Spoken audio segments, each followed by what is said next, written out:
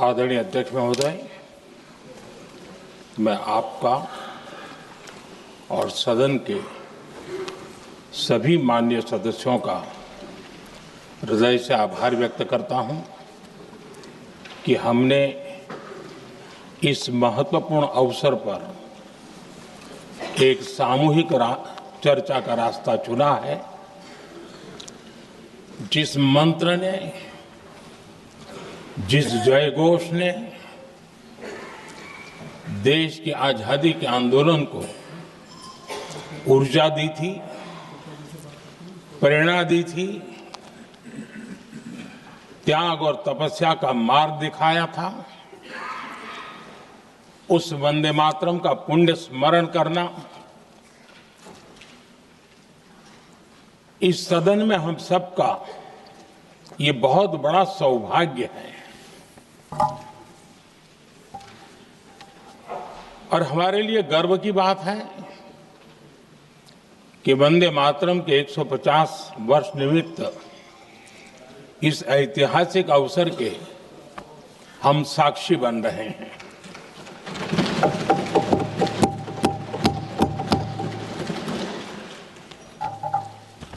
एक ऐसा कालखंड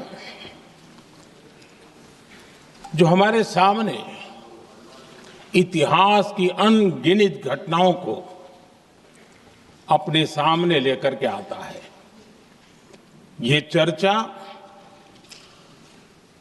सदन की प्रतिबद्धता को तो प्रकट करेगी, लेकिन आने वाली पीढ़ियों के लिए भी, दर पीढ़ी के लिए भी ये शिक्षा का कारण बन सकती है, अगर हम सब मिलकर के इसका सदुपयोग करें तो। आदरणीय अध्यक्ष जी, एक ऐसा कालखंड है जब इतिहास के कई प्रेरक अध्याय फिर से हमारे सामने उजागर हुए हैं। अभी अभी हमने हमारे संविधान के 75 वर्ष गौरवपूर्व मनाए हैं। आज देश सरदार वल्लभ भाई पटेल की और भगवान बिरसा मुंडा की 150वीं जयंती भी मना रहा है। और अभी अभी हमने गुरु तेग बहादुर के 350वां बलिदान दिवस भी मनाया। और आज हम वंदे मातरम की 150 वर्ष निमित्त सदन की एक सामूहिक ऊर्जा को, उसकी अनुभूति करने का प्रयास कर रहे हैं। वंदे मातरम 150 वर्ष की यात्रा अनेक पड़ावों से गुजरी है, लेकिन आदरणीय अध्यक्ष जी, वंदे मातरम का जब 50 वर्ष हुए तब देश गुलामी में जीने के लिए मजबूर था। और वंदे मातरम के 100 साल हुए तब देश आपातकाल की जंजीरों में जकड़ा हुआ था।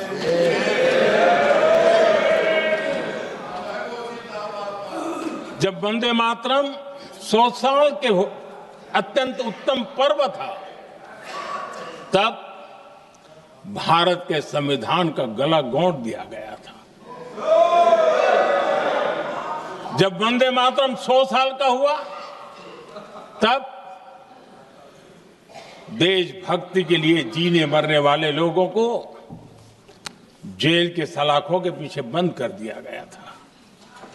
जिस वंदे मातरम के गीत ने देश को आजादी की ऊर्जा दी थी, उसके जब 100 साल हुए तो दुर्भाग्य से एक काला कालखंड हमारे इतिहास में उजागर हो गया। हम लोकतंत्र के गिरोह में थे,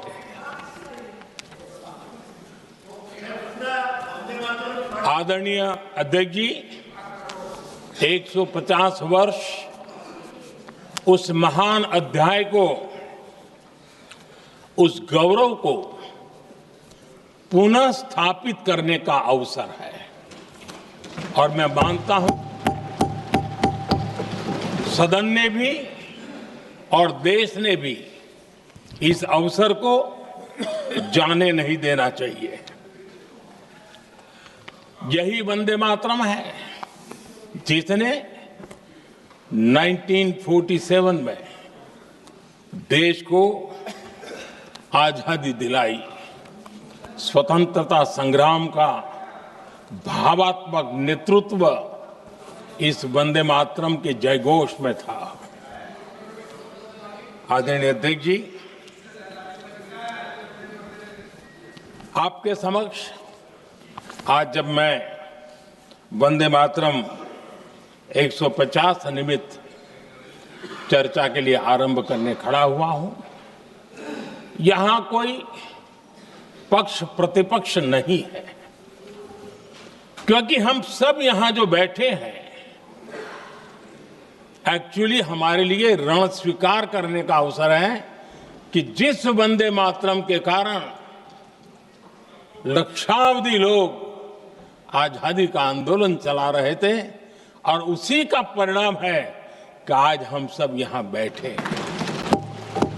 और इसलिए हम सभी सांसदों के लिए, हम सभी जनप्रतिनिधियों के लिए वंदे मातरम के रण स्वीकार करने का ये पावन पर्व है।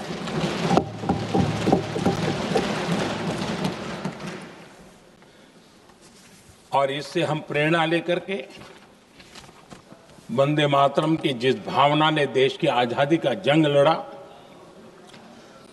उत्तर दक्षिण पूर्व पश्चिम पूरा देश एक स्वर से वंदे मातरम बोल के आगे बढ़ा।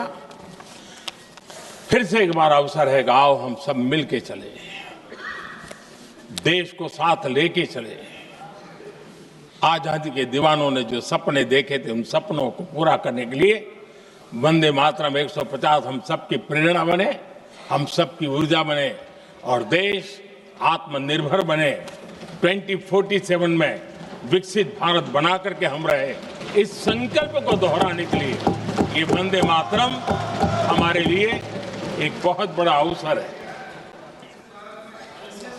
आदरणीय अध्यक्ष जी, दादा तबीयत तो ठीक है ना? नहीं, कभी कभी इस उम्र में हो जाता है। आदरणीय अध्यक्ष जी, वंदे मातरम की इस यात्रा की शुरुआत बंकिम चंद्र जी ने 1875 में की थी और गीत ऐसे समय लिखा गया था जब 1857 के स्वातंत्र संग्राम के बाद अंग्रेज सल्तनत बौखलाई हुई थी, भारत पर भांति भांति के दबाव डाल रही थी, भांति भांति के जुल्म कर रही थी और भारत के लोगों को मजबूर किया जा रहा था अंग्रेजों के द्वारा। और उस समय उनका जो राष्ट्रीय गीत था, गॉड सेव द क्वीन, इसको भारत में घर घर पहुंचाने का एक षड्यंत्र चल रहा था। ऐसे समय बंकिम दा ने चुनौती दी और ईंट का जवाब पत्थर से दिया और उसमें से वंदे मातरम का जन्म हुआ।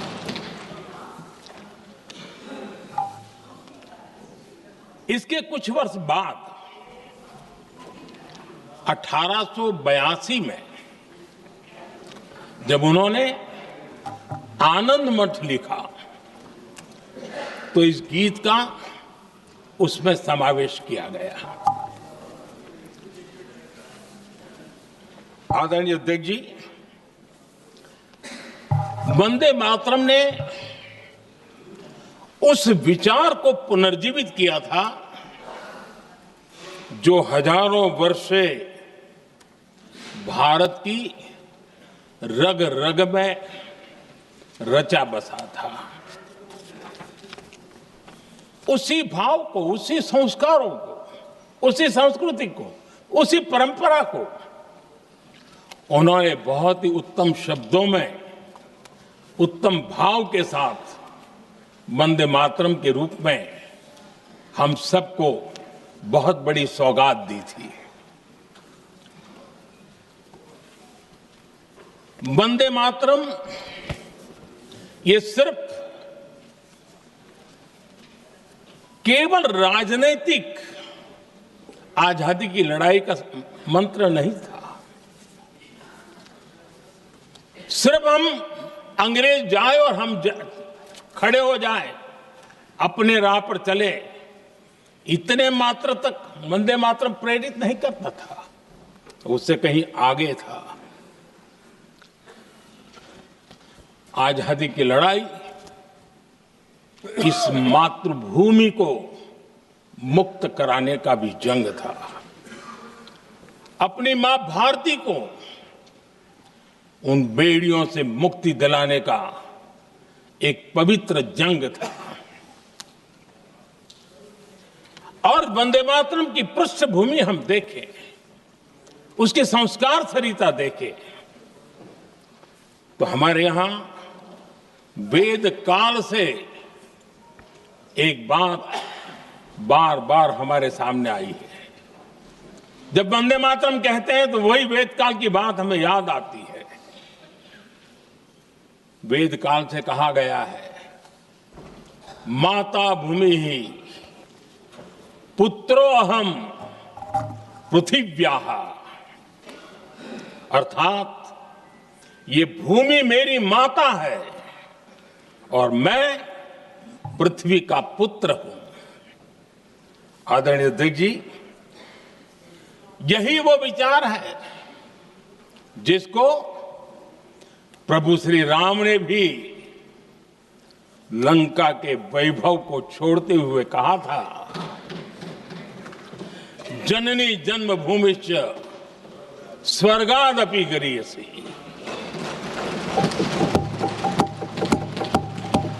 वंदे मातरम यही महान सांस्कृतिक परंपरा का एक आधुनिक अवतार है।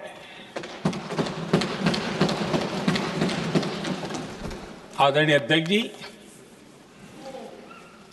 बंकिम दा ने जब वंदे मातरम की रचना की तो स्वाभाविक ही वो स्वतंत्रता आंदोलन का स्वर बन गया। पूरब से पश्चिम, उत्तर से दक्षिण, वंदे मातरम हर भारतीय का संकल्प बन गया। इसलिए वंदे मातरम की स्तुति में लिखा गया था, मातृभूमि स्वतंत्रता की वेदिका पर मदोमय, मातृभूमि स्वतंत्रता की वेदिका पर मोदमय, स्वार्थ का बलिदान है यह शब्द है वंदे मातरम। है सजीवन मंत्र भी यह विश्व विजयी मंत्र भी, शक्ति का आह्वान है यह शब्द वंदे मातरम। उष्ण शोणित से लिखो, वक्ष स्थली को चीर कर, वीर का अभिमान है यह शब्द वंदे मातरम। आदरणीय अध्यक्ष जी, कुछ दिन पूर्व जब वंदे मातरम 150 का आरंभ हो रहा था तो मैंने उस आयोजन में कहा था, वंदे मातरम हजारों वर्ष की सांस्कृतिक ऊर्जा भी थी, उसमें आजादी का जज्बा भी था और आजाद भारत का विजन भी था। अंग्रेजों के उस दौर में एक फैशन हो गई थी भारत को कमजोर, निकम्मा, आलसी, कर्महीन, इस प्रकार भारत को जितना नीचा दिखा सके ऐसी एक फैशन बन गई थी। और उसमें हमारे यहां भी जिन्होंने तैयार किए थे वो लोग भी वही भाषा बोलते थे। तब बंकिम दा ने उस हीन भावना को भी झकझोरने के लिए और सामर्थ्य का परिचय कराने के लिए वंदे मातरम के भारत के सामर्थ्यशाली स्वरूप को प्रकट करते हुए आपने लिखा था, तम ही दुर्गा दश प्रहरण धारिणी, कमला कमल दल विहारिणी, वाणी विद्या दायिनी, नमामि त्वाम नमामि कमलाम, अमलाम अतुलाम, सुजलाम सुफलाम, मातरम वंदे मातरम। अर्थात भारत माता ज्ञान और समृद्धि की देवी भी है और दुश्मनों के सामने अस्त्र शस्त्र धारण करने वाली चंडी भी है। अध्यक्ष जी, ये शब्द, ये भाव, ये प्रेरणा गुलामी की हताशा में हम भारतीयों को हौसला देने वाले थे। इन वाक्यों ने तब करोड़ों देशवासियों को यह एहसास कराया कि लड़ाई किसी जमीन के टुकड़े के लिए नहीं है। ये लड़ाई सिर्फ सत्ता के सिंहासन को कब्जा करने के लिए नहीं है। ये गुलामी की बेड़ियों को मुक्त कर हजारों साल की महान जो परंपराएं थी, महान संस्कृति, जो गौरवपूर्ण इतिहास था, उसको फिर से पुनर्जन्म कराने का संकल्प इसमें था।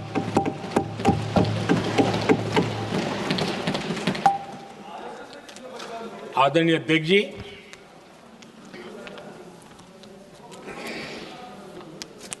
वंदे मातरम, इसका जो जन जन से जुड़ाव था, ये हमारे स्वतंत्र संग्राम की एक लंबी गाथा अभिव्यक्त होती है। आदरणीय अध्यक्ष जी, जब भी जैसे किसी नदी की चर्चा होती है, चाहे सिंधु हो, सरस्वती हो, कावेरी हो, गोदावरी हो, गंगा हो, यमुना हो, उस नदी के साथ एक सांस्कृतिक धारा प्रवाह, एक विकास यात्रा का धारा प्रवाह, एक जन जीवन की यात्रा का प्रवाह उसके साथ जुड़ जाता है। लेकिन क्या कभी किसी ने सोचा है कि आजादी जंग के हर पड़ाव, वो पूरी यात्रा वंदे मातरम की भावनाओं से गुजरता था, उसके तट पर पल्लवित होता था। ऐसा भाव काव्य शायद दुनिया में कहीं उपलब्ध नहीं होगा। आदरणीय अध्यक्ष जी,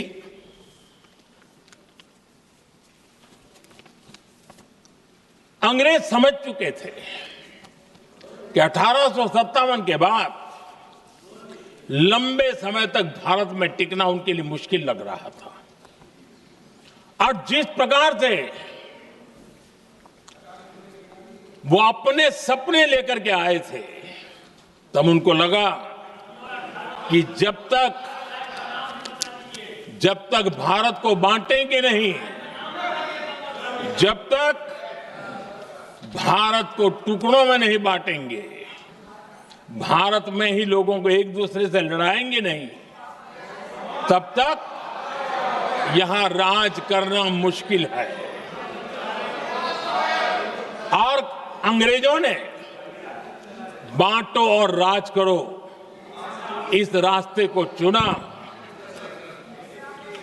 और उन्होंने बंगाल को इसकी प्रयोगशाला बनाया, क्योंकि अंग्रेज भी जानते थे वो एक वक्त था जब बंगाल का बौद्धिक सामर्थ्य देश को दिशा देता था, देश को ताकत देता था, देश को प्रेरणा देता था। और इसलिए अंग्रेज भी चाहते थे कि बंगाल का ये जो सामर्थ्य है वो पूरे देश की शक्ति का एक प्रकार से केंद्र बिंदु है। और इसलिए अंग्रेजों ने सबसे पहले बंगाल के टुकड़े करने की दिशा में काम किया और अंग्रेजों का मानना था कि एक बार बंगाल टूट गया तो ये देश भी टूट जाएगा और वो यावत चंद्र दिवाकर राज करते रहेंगे, ये इनकी सोच थी। 1905 में अंग्रेजों ने बंगाल का विभाजन किया, लेकिन जब अंग्रेजों ने 1905 में ये पाप किया तो वंदे मातरम चट्टान की तरह खड़ा रहा।